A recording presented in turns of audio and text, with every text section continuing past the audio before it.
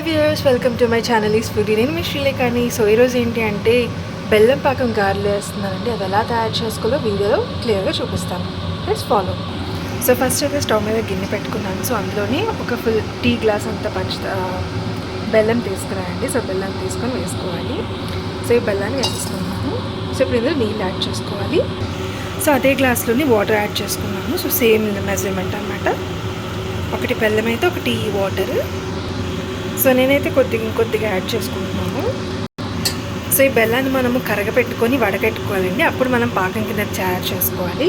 So ఎందుకు అలా చేయాలి అంటే మనకి బెల్లాలు కొన్నిసార్లు కల్తీగా ఉంటాయి, అంటే ఇసుక కానీ లేదా పెసలు కానీ ఉంటుంటాయి కదా. సో అవి ఫిల్టర్ చేయడానికి అని చెప్పేసి ముందైతే బెల్లాన్ని కొద్దిగా ఇలా కరగపెట్టుకొని ఫిల్టర్ చేసుకుంటాను. సో నాకైతే బెల్లం కరిగిపోయిందండి. నేను ఆల్రెడీ వడకపెట్టేసుకొని మళ్ళీ ఇందులోనే వేసుకొని మరగపెట్టుకుంటున్నాను. ఇప్పుడు పాకం కింద తయారు చేసుకుంటాను. సో మనకైతే ఇలా మరగపెట్టుకోవాలండి. సో మనకి ఇలా బాగా మరిగిన తర్వాత మనకి పాకం రెడీ అయిందా లేదని ఎప్పుడు తెలుస్తుంది అంటే మనకి పట్టుకోగానే అంటుకున్నట్టు ఉంటుంది. సో జిగటగా ఉంటుంది.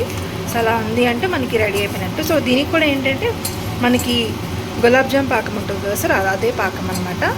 ఇప్పుడైతే ఒక్కసారి సిమ్లో పెట్టుకొని ఒక్కసారి యాలకులు కూడా యాడ్ చేసుకున్నాము. సో యాలకుల పొడి, 1/2 స్పూన్ యాలకుల పొడి, మీరు టేస్ట్ తగినట్టు చూసుకొని వేసుకోవచ్చు. సో మనకి పాకం అయితే రెడీ అయిపోయిందండి. సో దీని ఇప్పుడు సైడ్ పెట్టుకొని ఇప్పుడు మనం అయితే గారెలు వేసుకుందాం. సో ఒక కంచంలోనే అయితే నేను మొత్తం రుబ్బు ఉంటుంది కదా, సో మినప రుబ్బుని తీసేసుకున్నాను. దాంట్లో కొద్దిగా సాల్ట్ యాడ్ చేసుకోవాలి. సో దీన్ని ఇలాగా బాగా మిక్స్ చేసుకోవాలి మనము.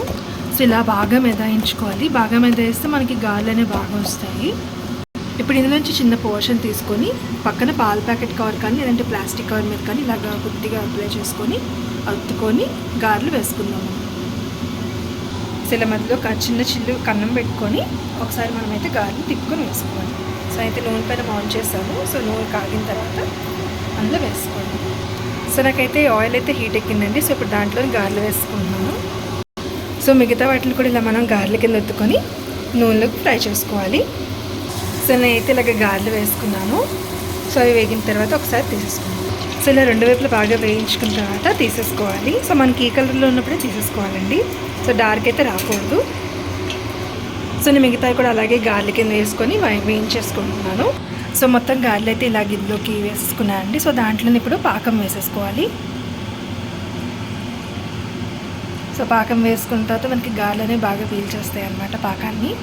సో మనం ఇప్పుడు ఏంటి అంటే సో మనకి అడుగునున్న గారెలు ఒక నిమిషం ఆగిన తర్వాత అడుగునున్న గారెలు పైకి, పైన గారెలు అడిగి మార్చాలన్నమాట. సో దట్ మనకి అన్ని గారెలు పాకం పడతాయని. సో ఇలాగ తిరిగేసుకోవాలి. అలా మార్చుకుంటూ ఉంటే మనకి అన్ని గారెలకి కూడా పాకం అనేది బాగా పడుతుంది. చూస్తున్నారు కదా, తేడా చూస్తున్నారు. అది పీల్చడం వల్ల ఎంత బాగుందో. మనకి రంగు కూడా మారింది కదా, చూసారా.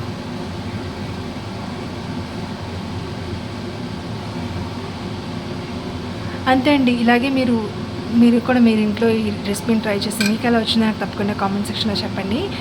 Please do like, share and subscribe. Thanks for watching. See the next video. Bye bye.